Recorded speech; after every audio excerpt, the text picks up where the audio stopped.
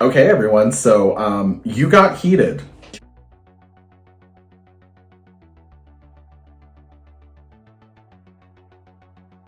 Hi guys, and welcome back to my channel. I am wearing the same sweater I always wear because it wouldn't be 2020 without it, right? The decade that is 2020 is coming to an end, and a couple of weeks ago on Instagram and Facebook, the only social medias I really use, I asked you guys to tell me your most disappointing dolls of 2020. And you guys got heated, and some of you were definitely sucking the dick Mattel and really just going hard for Barbie.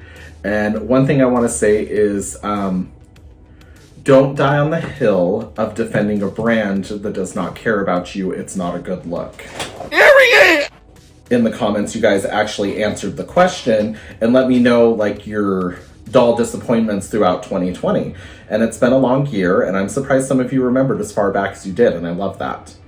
In this video, we are doing the top 20 doll disappointments of 2020. I just want to make a little disclaimer. These are dolls that you guys picked, not that I picked for the most part. A lot of them I do agree with.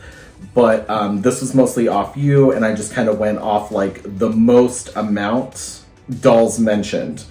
It is in a descending order where 20 is the least disappointing and number 1 would be the most disappointing, just based off the information you guys gave me. I didn't run a poll or anything, I just kind of counted how many times the doll was mentioned. I think we should just get right into it.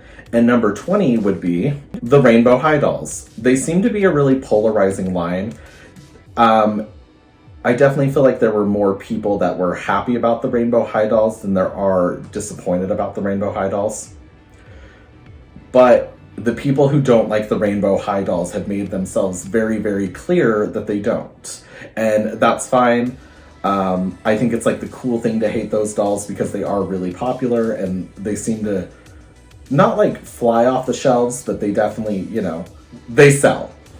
Your 19th most disappointing dolls of 2020 are the LOLOmg remix dolls in the 4-pack, the big 4-pack where they're all together, not the individuals. There were a lot of people that, for the price, they thought they were getting a good deal getting 4 dolls in a row, but it turns out they had a lot of quality issues and painting issues. And so, which is interesting because I got one of the single dolls. I got Miss Ariana Grande knockoff. And for one singular doll, I think she did a really good job, but I guess if you bundle them, MGA is gonna skip out on quality control. Number 18, Dragon Empress Barbie.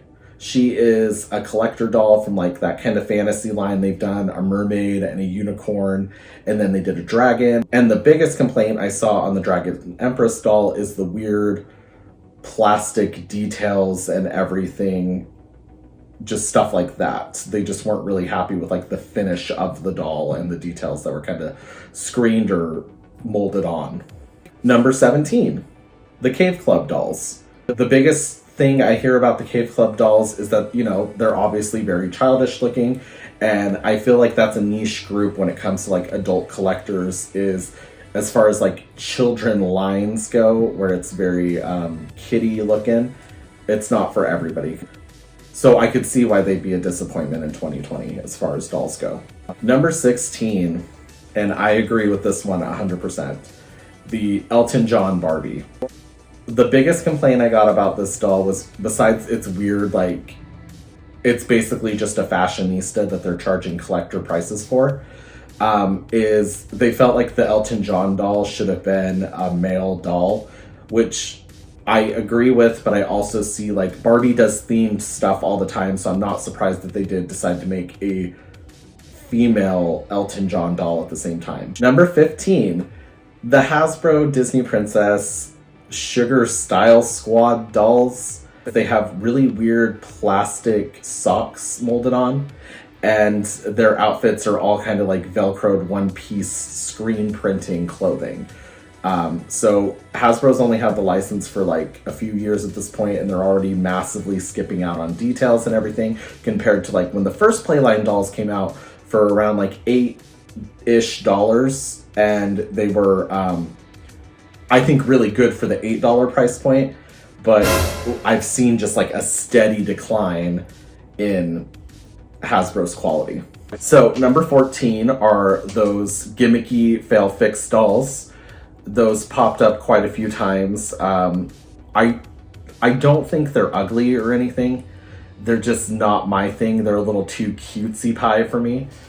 But I can see, like, especially like mega gimmick dolls, they always kind of have like a hard time lasting, you know? I don't even know.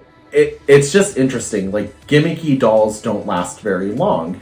And I think as long as you know that from the beginning, you should be fine. But like with this premise, I don't know how much longer Moose Toys can go with the Failfix line. Number 13 is the Over the Moon dolls, because of the weird plastic hair pieces, the lack of makeup from the actual movie character. The moon goddess, she had like very intricate, beautiful makeup, and then on the dolls, they do absolutely nothing. They were made by Mattel, and they already skimped out on the quality and everything. And even their like collector doll, she was like $60 or something. Even her details were massively glossed over. Number 12 is the Alex Morgan Barbie doll. I don't know who Alex Morgan is. I know she's a soccer player, but she popped up a lot in people's disappointment just because it seems like the doll looks absolutely nothing like Alex Morgan, and a lot of people wouldn't have been able to tell had they not put it on the front of the box, which actually has something in common with one of the dolls later down this list.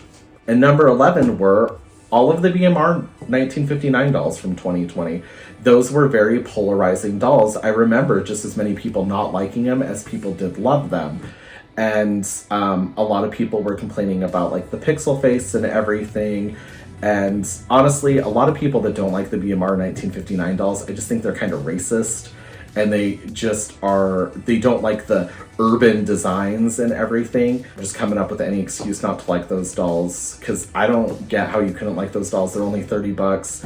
They come with full fashion fabrics, a stand, and made to move articulation. Like, so even if you don't like their urban designs because you're, you know, just not admitting you're racist, I don't see why you couldn't like head swap your dolls, change up their fashions. Like, I think they're great body donors for the price, you know? Okay, and now we are in the top 10, and this is where things really got like opinionated. There were a lot more numbers in the top 10 than there were in the last 10. So let's just go from there. Number 10 in the 20 doll disappointments of 2020 are the Barbie Extra Fashionista line. These are also incredibly polarizing, like the BMR 1959 dolls, which is funny to me because that's basically what they are to me. They're just BMR 1959 dolls with like even more colorful accessories and rainbows and stuff, but without the stands or the made to move articulation. But yeah, I saw a lot of people not like these as much as they did like these, so it's very like 50-50, I feel like. These showed up a lot. Number 9 are the Holiday 2020 Barbies in the gold dress. Yes, people did not like them. I mean, I did a video on them comparing them to the Hasbro Cinderella 2020 collector doll because they're around the same price point and everything. And yeah, if I remember correctly, I really like the Disney Cinderella doll way more than I liked my Barbie 2020 doll. She herself is pretty, but she's not worth the $40, you know? So I do agree with this a lot. Yeah, the 2020 holiday Barbie dolls are not the best, but I will give credit where credit is due. For once, they didn't do like a red theme, and I really appreciate that they did gold and changed up the color for once. Ugh, number 8. I hate these two. The LOLJK dolls. They are basically the small LOL Surprise dolls, but then they give them weird little shoes that act as stilts, so they get like slightly taller, and they're supposed to be like JK, like pre-teens, like, haha, just kidding, it's the same shitty doll you could get before, but now we made it like go through puberty or something. So it's just really stupid. I don't see those like off the shelves as much as I see like other dolls from MGA. So I don't think they're doing good, which is good because I hope MGA stops it. And number 7 are all of the newly introduced Barbie Fashionistas and the 60th anniversary Ken dolls. I kind of grouped them all together because they were a lot together, and all the 60th anniversary Ken dolls are just basically Fashionistas at this point. A lot of people don't like them. A lot of people don't like the Fashionista dolls in general, but they're like $8 at Walmart, and they're Playline dolls, so I don't really know how much you can complain for $8. And they don't even have like shitty molded on plastic tops either, like the Disney princess dolls do for around the same price. They are actual like outfits that can be taken on and off. And yes, I mean, they do like a shit ton of those graphic t-shirt dresses that no human actually wears in real life, but they keep saying is like on trend and fashionable, which no, it's not. Maybe like, no, it's not. I'm not even gonna make excuses for them. But they're only $8, you know? Okay, so number 6, I completely forgot about until you guys mentioned her. And it is the Wonder Woman 1984 cheetah doll. She's supposed to look like Kristen Wiig, and I know a lot of people didn't like her, but the people who did like her really, really liked her. But I can see based off the face mold why people wouldn't like her. But the outfit and the clothing and everything, I think they did like a decent job on. And so if you didn't like the face, you could at least like switch it out for like a different head or something. But yeah, that was very interesting. Totally forgot about her, but enough people remembered her to get her on this list. Oh, number 5 is so heartbreaking. It is the Barbie Fashion Model Collection, the Best Look Barbie gift sets. It was $100, and the promo images were beautiful, like just insane. And the really fun thing with Silkstone Barbies is the promo images usually look good, yes, but the doll in real life is just 1,000 times better. They're so beautiful, usually. This one cost us collectors $100. Her hair was nowhere near the way it looked in the promo images. Her clothing, like so many people were like swapping out the outfits and they would just rip and fall apart or not fit right or whatever. Like, it was just really sad and phoned in and everything. And for $100, you better like hope that your doll ends up a certain way, you know? And so that was just really sad. Especially since I have such like a personal, like deep connection with the Barbie Fashion Model Collection because they're just some of my favorites to collect. It was just a real disappointment in 2020. So number 4, I was kind of surprised with too, but you guys really, really do not like the NaNaNa Surprise cloth dolls, which I don't blame you. Their shade range is absolute shit, which, surprise, surprise, they're from MGA. But yeah, like, so many people don't like the little cloth dolls. I think they're stinking adorable. I just hate how they don't have any, like, inclusive hair textures, skin tones, or anything like that. Like, I don't know how hard it is to put browns and tans in a fabric cloth doll, but whatever. But yeah, a lot of people just don't like them. They say that they look really creepy or they're too childlike and stuff. And I agree, they're very childlike, which is weird that I do like them because I don't usually like children or toddler dolls or anything, or like the Cave Club dolls. Like, they're too kiddish for me. But yeah, I was just surprised how many people didn't seem to like them, which it's fine. Like, they kind of have a high price point too. Ooh, okay. So now we're getting into the final 3, guys. And of course, number 3 is one who personally victimized me. And that is the HBC Stripes 350th anniversary Barbie doll. I was massively disappointed in this doll. She is basically a flat-foot fashionista that they charge you $50 for, which I understand that HBC kind of has to get their cut of like the sales and everything, but she was just so pretty in the promo imaging and everything. And like, I knew she had pixel face when she was coming in because some other people got her before us, like from actual Canada. And oh, I was just massively disappointed, guys. Like, she was the girl. She was the one I wanted. I was rooting for her. I saved up $50 to buy her because, you know, I'm in college. And I was just, that was sad. Yeah. I'll try to link all these videos below of the dolls that I have unboxed on the disappointment list. And yeah, she was bad. This one, I'm sorry if I butchered the name, but number 2 is the Yara Shahidi doll. Basically, that really beautiful actress from the TV show Blackish. And then I think there's like a spin-off show where she goes to college or something. Just beautiful, beautiful actress. But they did this to her. Like, who approved that at Mattel? Let alone on Yara's PR team. Like, who said this was a good idea? Like, they could have done such a massively beautiful job with this, and they done fucked up. And I just feel bad for Yara because she is so beautiful. And then for Mattel to do this, I just feel like, no thanks.